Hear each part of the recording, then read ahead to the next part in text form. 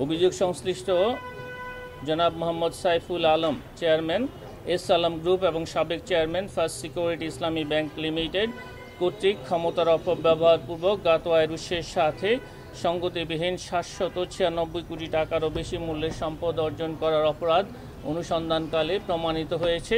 এ কারণে তার বিরুদ্ধে দুর্নীতি দমন কমিশন আইন 2004 এবং দুর্নীতি প্রতিরোধ আইন 1947 সংশ্লিষ্ট ধারায় একটি মামলা রুজুর সিদ্ধান্ত গৃহীত হয়েছে। ইতিমধ্যে এই মামলাটি রুজু হয়েছে। জীবনের সব আয়োজন এখানে একসাথে।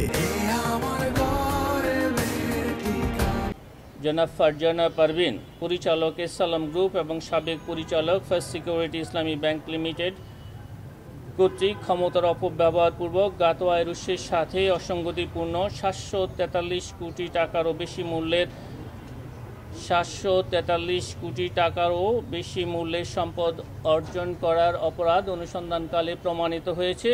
এ কারণে তার বিরুদ্ধে দুর্নীতি দমন কমিশন আইন 2004 এবং দুর্নীতি প্রতিরোধ আইন 1947 সংশ্লিষ্ট ধারায় আরও একটি মামলা রুজু হয়েছে।